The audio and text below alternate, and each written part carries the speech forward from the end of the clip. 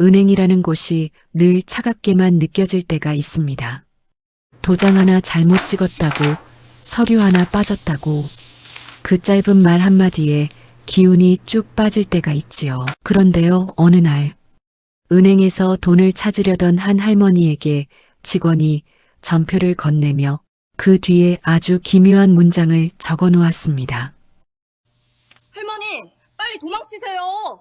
차가운 말 한마디도 아니고 따뜻한 배려의 말도 아니고 도무지 이유를 알 수 없는 그 문장. 할머니는 설명도 들을 겨를 없이 본능적으로 도망치기 시작했고 그 순간부터 예상치 못한 거대한 이야기가 열리기 시작했습니다.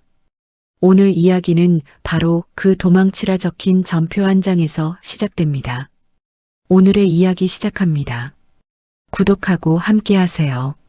저는 올해 78빈 정분이라고 합니다. 평생을 이 작은 마을에서 살아왔죠. 젊은 시절엔 이것저것 참 많은 일을 겪었어요. 오해도 받아봤고 외로움도 씹어삼키듯 견뎠습니다. 그래도 나이가 들면서는 마음 한편이 조금씩 잔잔해지더라고요. 이제는 시장 골목을 천천히 걸으며 이웃들과 인사 나누는 게 하루 중 가장 편한 시간이 됐습니다. 그런데 그날 은행에 갔던 그 순간부터 모든 게 뒤집혔어요. 평소처럼 예금 정리를 하러 창구로 다가갔는데 젊은 직원이 전표를 건네며 눈을 제대로 마주치질 않더라고요. 이상하다 싶어서 전표를 받아들었는데 손끝이 미세하게 떨리는 게 느껴졌습니다. 혹시나 싶어 전표를 뒤집어 보니까 손바닥만 한 종이 뒷면에 급하게 휘갈긴 글씨가 있었어요. 할머니, 빨리 도망쳐요. 그 문장을 보는 순간 머릿속이 하얗게 변했습니다. 심장이 쿵쾅거리면서 등골이 얼어붙는 것 같았어요. 뒤에서 누군가 숨소리라도 들릴까봐 온몸이 긴장됐죠. 왜 도망쳐야 하는지, 무슨 위험이 있는지 물어볼 틈도 없었어요. 그냥 본능적으로 손가방을 붙잡고 은행 밖으로 뛰쳐나갔습니다. 신발끝이 문턱에 걸려 비틀거렸지만 멈출 수가 없었어요. 바람이 귓가를 스치는데 뭔가 무서운 기운을 밀어내는 것 같았습니다. 시장 골목까지 숨가쁘게 뛰어들어왔는데 그제야 정신이 조금 돌아오더라고요. 그런데 마음 한편에는 오래전에 겪었던 불안이 되살아나기 시작했어요. 젊은 시절에도 비슷한 일이 있었거든요. 사람들 시선이 무섭고 소문이 무서웠던 그 기억이 또다시 고개를 들었습니다. 손이 계속 떨려서 주먹을 꽉 쥐었는데도 소용이 없었어요. 그때 시장 골목을 지나가는 사람들이 저를 보더니 수군거리기 시작했습니다. 떡집 주인 아주머니가 떡을 집어넣다 말고 제 쪽을 쳐다봤어요. 어르신, 어디 아프세요? 저는 그냥 고개만 숙이고 대답을 못했어요. 뭐라고 말해야 할지 도무지 알 수가 없었거든요. 그러자 주변 사람들이 하나둘 가게 문을 비집고 나와 저를 바라보기 시작했습니다. 저는 그 시선이 너무 무거워서 다시 골목을 벗어나려고 발걸음을 재촉했어요. 그런데 뒤에서 누군가 은행에서 뛰쳐나왔대 하는 소리가 들렸습니다. 소문은 참 빨라요. 순식간에 시장 전체가 술렁거리기 시작했어요. 누군가는 제 손에 구겨진 종이를 봤다고 이야기했고 또 누군가는 제가 무슨 사건에 휘말린 거 아니냐고 걱정했죠. 저는 그런 소문이 익숙하면서도 견디기 힘들었어요. 젊었을 때도 비슷한 오해를 받았던 적이 있었거든요. 그때도 사람들 시선이 제 가슴을 베었습니다. 결국 마을 사람들이 파출소에 연락을 했어요. 무슨 큰일이 일어난 건 아닌지 걱정이 됐던 거죠. 저는 그냥 골목을 계속 걸으면서 손에 쥔 쪽지를 한 번도 놓지 못했어요. 왜 이런 일이 생긴 건지, 정말 제가 위험한 건지 머릿속이 복잡했습니다. 그날 저녁 이웃에 사는 명자가 급하게 전화를 걸어왔어요. 시장에서 소문을 들었나 봐요. 언니 괜찮아요? 무슨 일 있어요? 목소리가 떨려서 제대로 대답을 못했어요. 명자는 전화를 끊고 곧바로 공원으로 달려왔습니다. 저는 오래된 벤치에 앉아 쪽지를 손에서 놓지 못한 채 시선만 바닥에 떨어뜨리고 있었죠. 언니, 무슨 일이에요? 말씀 좀 해봐요. 명자가 조심스럽게 다가와서 제 옆에 앉았어요. 저는 한참 동안 입을 떼지 못하다가 결국 손에 쥔 쪽지를 꺼내 보여줬습니다. 명자는 쪽지를 보자마자 숨을 크게 들이켰어요. 이거 장난 아닌데요. 명자는 혹시 은행 직원이 무슨 범죄랑 연관된 건 아닌지, 아니면 저를 이용하려고 했던 건 아닌지 조심스럽게 추측했습니다. 그런데 그 말을 들으니까 더 무서워졌어요. 명자는 제 손등을 꽉 잡으면서 말했어요. 언니 혼자 있지 말아요. 이럴 땐 같이 있어야죠. 그 말이 조금 위로가 됐지만 마음이 쉽게 풀리진 않았어요.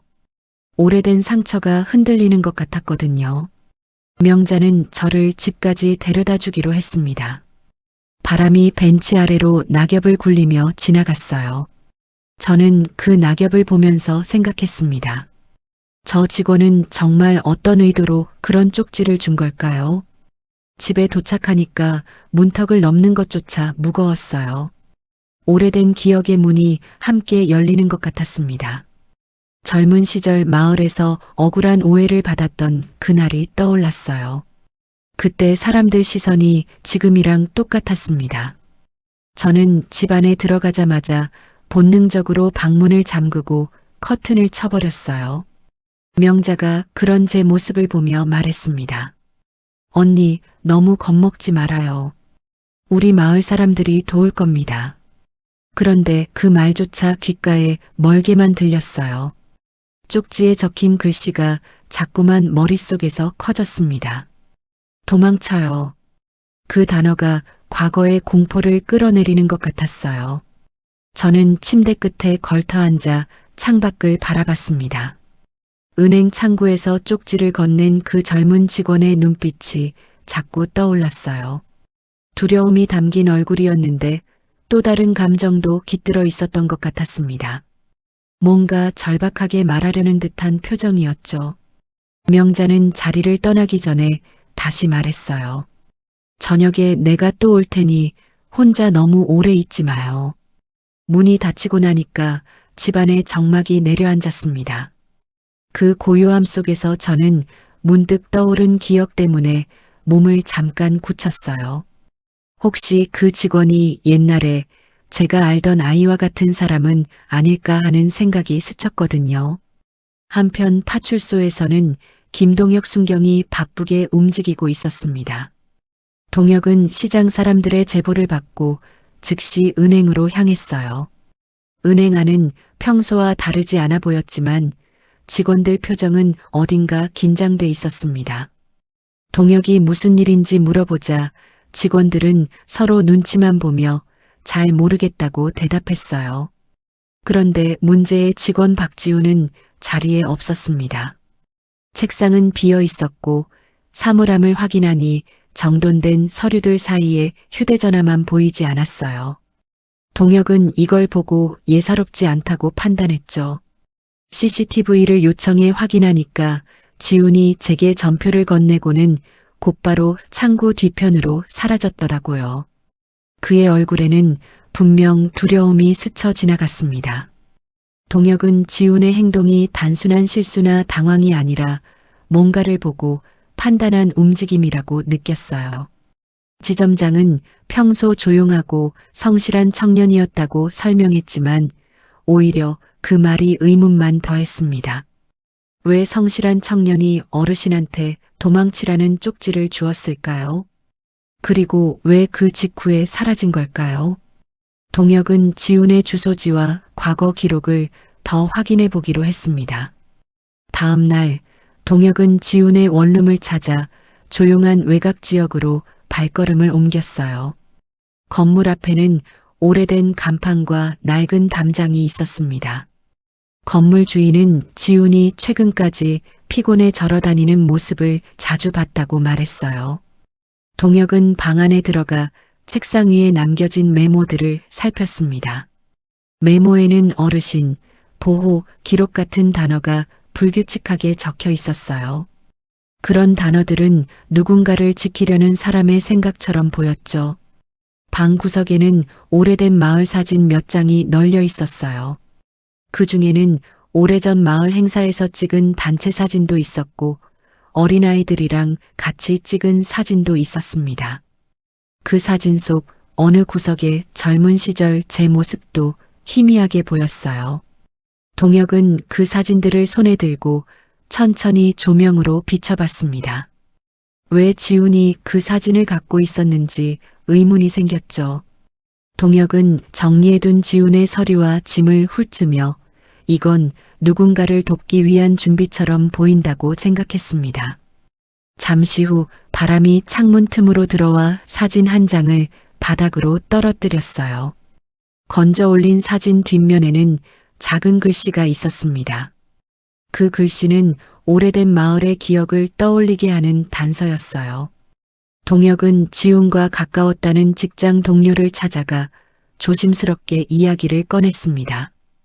동료는 지훈이 최근 어르신 고객들을 유난히 신경 썼다고 말했어요. 업무 끝나고도 남아서 돕겠다고 서류 정리를 해주거나 복지 관련 문의를 챙긴 적도 있었대요. 그런데 최근 들어 자주 긴장한 듯한 표정을 지었다는 말도 덧붙였습니다. 어느 날은 조심해야 한다고 혼잣말하기도 했다고 하더라고요. 동혁은 그 말에 집중했어요. 지훈이 누군가한테 위협을 받고 있었다는 가능성이 점점 현실성을 띠기 시작했습니다. 동혁은 다시 메모에 적힌 보호라는 단어를 떠올렸어요. 그 보호 대상이 저일 가능성이 제일 컸죠. 동혁은 지훈이 적어둔 단서들을 하나로 모았습니다. 그리고 마을 기록이 보관된 회관으로 발걸음을 옮겼어요. 기록 보관함을 열자 오래된 종이 냄새가 확 퍼졌습니다. 먼지 낀 서류들 사이에서 동혁은 한 장의 사진을 발견했어요. 그 사진이 바로 사건의 또 다른 문을 열 단서였습니다. 그날 밤 집 안 공기가 더 차갑게 느껴졌어요. 저는 거실 등을 끄고 혼자 부엌 식탁에 앉아 있었습니다. 쪽지는 아직도 제 앞에 놓여 있었고 글씨 하나하나가 살을 파고드는 것 같았어요. 할머니, 빨리 도망쳐요. 그 문장을 보고 뛰쳐나왔던 제 발걸음이 자꾸만 머릿속에서 재생됐습니다. 그렇게 멍하게 앉아 있는데 대문 쪽에서 조심스러운 발자국 소리가 들렸어요. 문을 두드리는 소리에 저는 본능적으로 어깨를 움츠렸습니다. 어르신, 저 동혁입니다. 파출소에서 왔습니다. 낯익은 목소리에 그제야 숨을 조금 놓았어요. 문을 열자 동혁이 모자를 벗으며 고개를 숙였습니다. 그는 제 표정을 한번 훑어보더니 말없이 안으로 들어왔어요. 식탁에 앉은 우리는 한동안 말없이 쫓지만 바라보고 있었습니다. 동혁이 조심스럽게 말을 꺼냈어요. 지금부터 드리는 말씀은 어르신께서 기억을 좀 더듬어 보셔야 하는 문제일 수도 있습니다. 그는 품에서 한 장의 사진을 꺼내 제 앞으로 밀어놓았어요. 사진 속에는 오래된 흑백의 마을 풍경과 아이들 무리가 서 있었습니다. 저는 그 가운데 서 있는 젊은 제 얼굴을 먼저 알아봤어요. 그리고 제 옆에 서 있는 한 소년의 눈빛에서 이상하게도 몇 시간 전 은행 창구 너머에서 보았던 그 눈을 떠올렸습니다. 이 아이 지훈이하고 많이 닮았네요. 말이 나도 모르게 흘러나왔어요.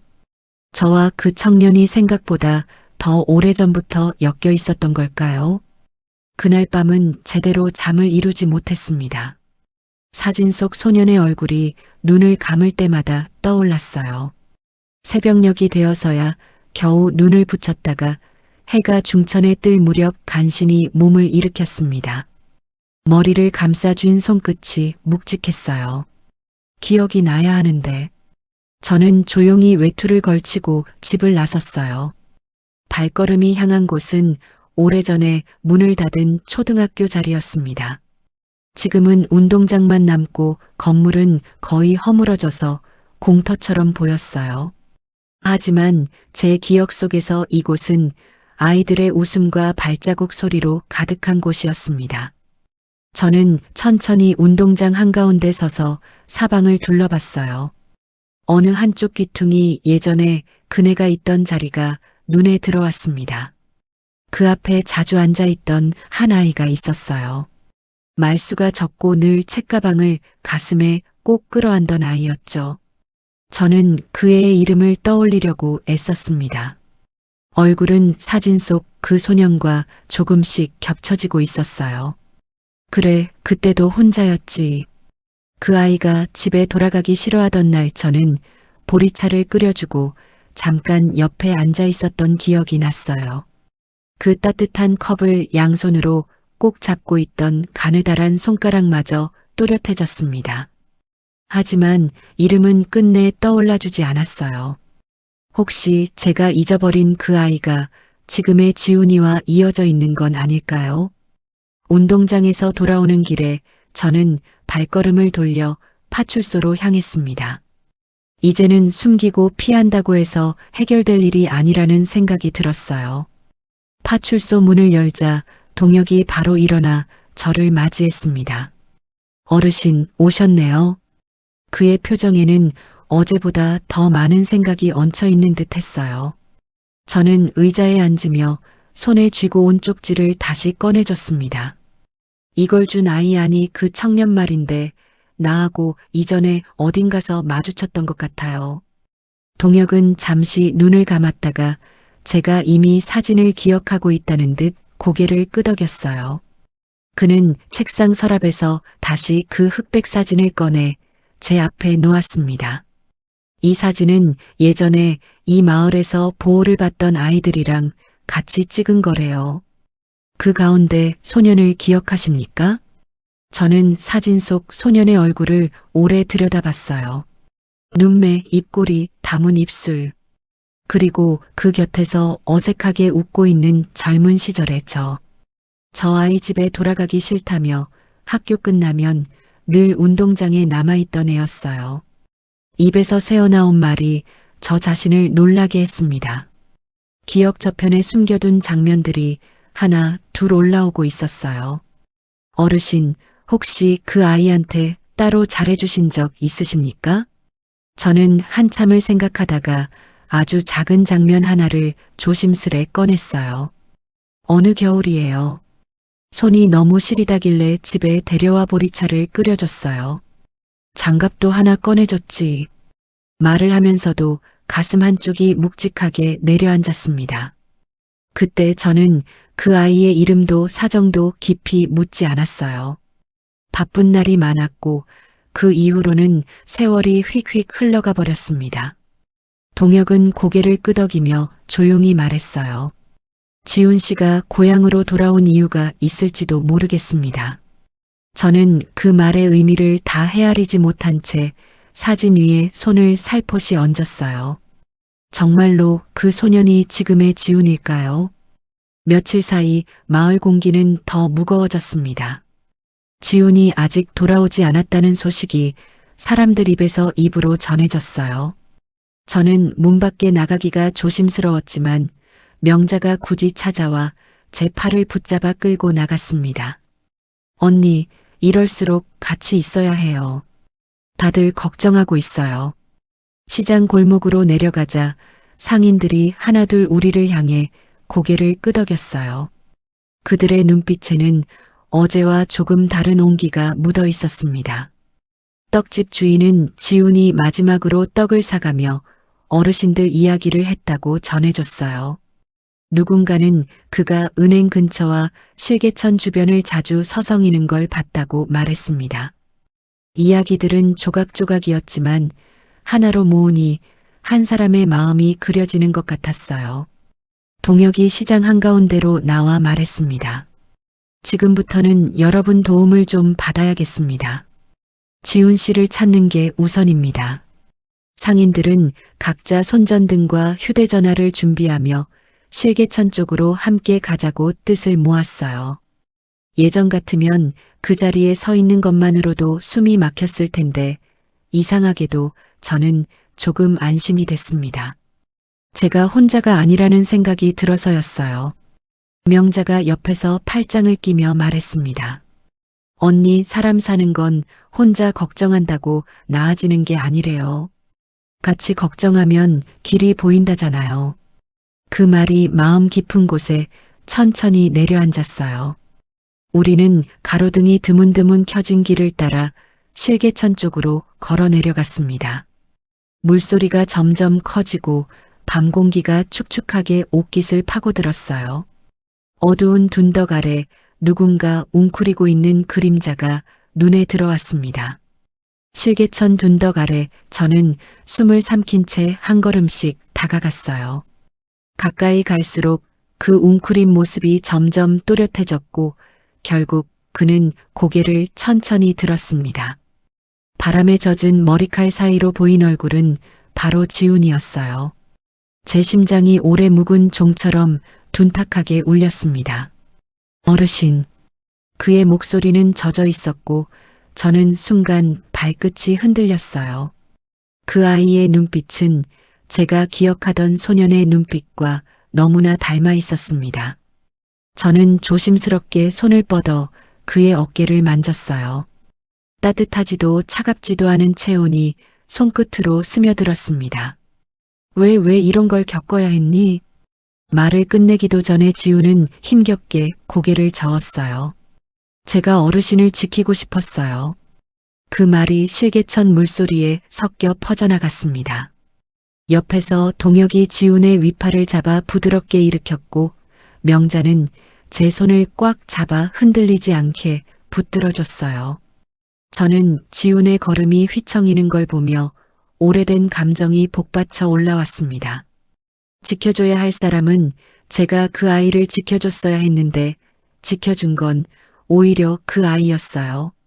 밤 공기 속에서 오래 묵은 미안함이 목까지 차올라 아무 말도 할 수 없었습니다. 병원으로 옮겨진 지훈은 링거를 맞으며 천천히 기운을 되찾았어요. 저는 그의 곁에서 한참을 앉아 있었습니다.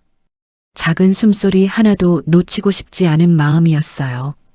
조금 뒤 지훈이 천천히 입을 열었습니다. 어르신, 혹시 저 기억 안 나시죠? 저는 손등을 비비며 고개를 숙였어요. 미안하구나. 내가 나이가 드니 기억이 날아가는 게 많다. 지훈은 가늘게 미소를 지으며 고개를 저었습니다. 저는 어릴 때 잠시 이 마을에 맡겨졌었어요. 그때 학교에서 혼자 남으면 어르신이 데리러 오시고 보리차도 주셨죠. 그 말을 듣자 가슴이 먹먹하게 조여들었어요. 저는 그 아이한테 마음을 쏟았던 한순간을 기억했지만 그 뒤의 세월을 잊고 있었던 겁니다. 지훈의 말은 계속 이어졌어요. 어르신은 제가 세상에서 처음으로 믿었던 어른이었어요. 그 순간 저는 말문이 막혀 아무것도 할 수 없었습니다. 제가 건넨 따뜻한 보리차 한 잔이 누군가한테는 인생을 버티게 해주는 희미한 불씨가 되었을 줄이야. 지훈은 고향으로 돌아온 이유가 그 기억이 계속 마음속에 남아서라고 말했어요. 저는 그 말을 가슴으로 받는 순간 오랫동안 움츠러들어 있던 마음이 천천히 풀어지는 걸 느꼈습니다.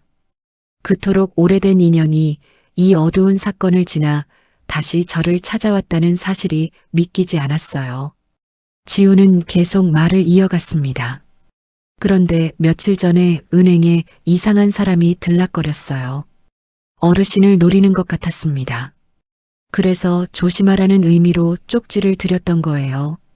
알고 보니 지훈은 어르신들을 노리는 범죄 조직의 움직임을 눈치챘던 거였어요. 그 조직은 어르신들의 예금 정보를 노리고 있었고 저 역시 그들의 표적 중 하나였습니다.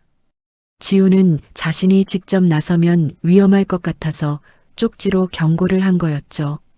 그리고 직후에 그 조직 사람들한테 쫓겨 숨어 지내야 했던 겁니다. 동혁은 지훈의 증언을 토대로 범죄 조직을 추적했고 결국 일당을 검거하는 데 성공했어요. 마을은 다시 평온을 되찾았습니다. 며칠 뒤 지우는 회복 중이라는 연락을 받았어요. 저는 명자의 팔짱을 끼고 시장 골목을 천천히 걸었습니다.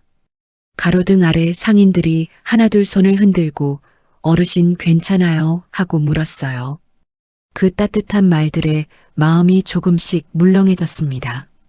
떡집 주인은 제가 좋아하는 떡을 작은 종지에 담아 내밀었어요. 명자는 옆에서 웃으며 말했습니다. 언니, 이 동네가 언니 걱정 많이 했어요. 저는 시장 골목을 천천히 둘러봤습니다.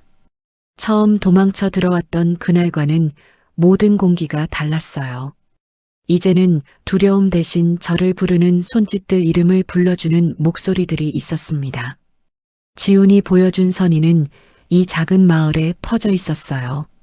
동혁은 마을 치안을 정비하며 이번 일을 계기로 보안도 더 강화될 것이라고 말했습니다. 누구도 저를 의심하거나 멀리하지 않았어요. 오히려 다들 조금 더 챙기고 조금 더 다가와줬습니다. 저는 미묘한 감정이 목 끝까지 차오르는 걸 느꼈어요. 사람이 사람을 지켜주는 마음이 이렇게도 큰 울림이 된다는 걸 저는 새삼 배웠습니다. 명자가 저를 바라보며 조용히 말했어요. 언니, 사람은 혼자서 다 버티는 게 아니라니까요. 같이 있어야 견디는 거죠. 그 말은 오래전 가슴속 어둠에 던져진 작은 등불처럼 느껴졌습니다. 며칠 뒤 햇살이 맑게 비치는 오후 저는 집 앞 벤치에 앉았어요. 바람이 잎사귀를 스칠 때마다 묵은 향수가 가만히 되살아났습니다. 지우는 병원에서 퇴원한 후 잠시 들러 제 안부를 물었어요. 어르신, 괜찮으시죠? 저는 그의 얼굴을 바라보며 천천히 고개를 끄덕였습니다. 네가 나를 지켜줬구나. 그때도 이번에도. 지우는 멋쩍은 듯 웃으며 말했어요. 저한테는 어르신이 처음 지켜준 사람이었어요. 우리는 말없이 벤치에 나란히 앉아 한참 동안 길을 지나는 사람들을 바라봤습니다. 그 고요가 오래된 저의 시간을 감싸는 것 같았어요. 명자가 멀리서 걸어오다 우리를 보고 반갑게 손을 흔들었습니다. 저는 그 모습만으로도 마음이 조금 더 따뜻해졌어요. 이 마을에서 저는 혼자가 아니었습니다. 누군가 얽히고 또 누군가 기억하고 누군가가 다시 돌아와 손을 잡아주는 곳이었어요. 저는 조용히 속으로 중얼거렸습니다. 그래, 아직 살아볼 날이 남았구먼. 바람은 천천히 나뭇잎을 흔들고 우리 셋의 그림자가 길게 늘어졌습니다. 그 평범한 오후의 여운이 오래도록 심장 깊은 곳에 남았어요. 사실 이 이야기의 진짜 의미는 아주 작은 선의가 얼마나 큰 울림을 만들어내는가 하는 거예요. 저는 그저 추운 겨울날 한 아이한테 보리차를 끓여줬을 뿐인데 그 아이는 그 따뜻함을 평생 기억하고 있었습니다. 그리고 수십 년이 지나 그 아이가 어른이 되어 다시 저를 지켜준 거죠. 우리는 가끔 나 하나쯤이야 하며 작은 선의를 무심코 흘려보낼 때가 있어요. 하지만 그 작은 마음이 누군가한테는 세상을 살아갈 힘이 되기도 합니다. 지훈이 그랬던 것처럼요. 저 역시 그 아이의 마음을 받아 이제는 이 마을에서 두려움 없이 살 수 있게 됐습니다. 명자가 옆에서 말했던 것처럼 사람은 혼자서 다 버티는 게 아니에요. 같이 있어야 견디는 겁니다. 공동체라는 게 그런 거죠. 서로 기억하고 서로 지켜주고 서로 손을 내밀어주는 것. 그렇게 얽혀있는 관계 속에서 우리는 비로소 안전하고 따뜻한 삶을 살 수 있습니다. 지금도 가끔 지훈이 찾아와요. 우리는 벤치에 나란히 앉아 별말 없이 시간을 보냅니다. 그 고요한 시간이 서로한테 가장 큰 위로가 되는 것 같아요. 명자도 자주 들러서 저희 둘을 보며 흐뭇해합니다. 이 마을은 여전히 작고 조용해요. 시장 골목에는 여전히 떡집 주인 아주머니가 있고 옷가게 주인도 있습니다. 그들은 이제 저를 볼 때마다 환하게 웃으며 손을 흔들어줘요. 그 작은 손짓 하나하나가 저한테는 큰 힘이 됩니다. 동혁순경은 여전히 마을을 지키며 분주하게 다니고 있어요. 그는 가끔 저희 집에 들러 안부를 묻곤 합니다. 그의 성실함 덕분에 이 마을은 더 안전해졌어요. 저는 이제 더 이상 과거의 그림자에 갇혀 있지 않습니다. 사람들의 시선이 두렵지도 않아요. 오히려 그 시선 속에 담긴 따뜻함을 느낄 수 있게 됐습니다. 오해도 받아봤고 외로움도 겪었지만 결국 제가 배운 건 사람의 선함이었어요. 지훈이 건넨 그 쪽지는 이제 제 서랍 깊은 곳에 소중히 보관돼 있습니다. 할머니, 빨리 도망쳐요. 그 글씨를 볼 때마다 저는 생각해요. 누군가를 지키려는 마음이 얼마나 소중한지를요. 세월이 흐르고 계절이 바뀌어도 이 마을의 온기는 변하지 않을 겁니다. 서로를 기억하고 서로를 지켜주는 사람들이 있는 한 이곳은 언제나 따뜻할 거예요. 저 역시 남은 시간 동안 누군가한테 작은 보리차 한 잔 같은 온기를 나눠줄 수 있으면 좋겠습니다. 벤치에 앉아 저는 하늘을 올려다봤어요. 구름이 천천히 흘러가고 있었습니다. 그 구름처럼 인생도 흘러가는 거겠죠. 하지만 그 속에서 우리가 남긴 작은 선의들은 언제까지나 누군가의 마음속에 남아있을 겁니다. 지훈이 저를 기억했던 것처럼요. 이제 저는 더 이상 혼자가 아니에요. 명자가 있고 지훈이 있고 이 마을 사람들이 있습니다. 그들과 함께라면 앞으로 어떤 일이 생겨도 이겨낼 수 있을 것 같아요. 왜냐하면 우리는 서로를 지켜주니까요. 바람이 다시 한번 나뭇잎을 흔들었습니다. 저는 그 바람을 맞으며 조용히 미소 지었어요. 아직 살아볼 날이 많이 남았습니다. 그리고 그날들을 이 따뜻한 사람들과 함께 보낼 수 있다는 게 참 감사했어요. 오늘 사연의 주인공인 정분이님의 이야기는 어떠셨나요? 이야기가 재밌으셨다면 구독과 좋아요 부탁드려요. 그리고 지금 이 순간 어디서 무엇을 하며 들어주고 계신지 댓글로 나눠주세요. 여러분의 이야기도 궁금하답니다. 여러분 가정에 따뜻한 행복이 가득하시길 바라며 오늘도 시청해 주셔서 감사합니다. 이웃집 드라마였습니다.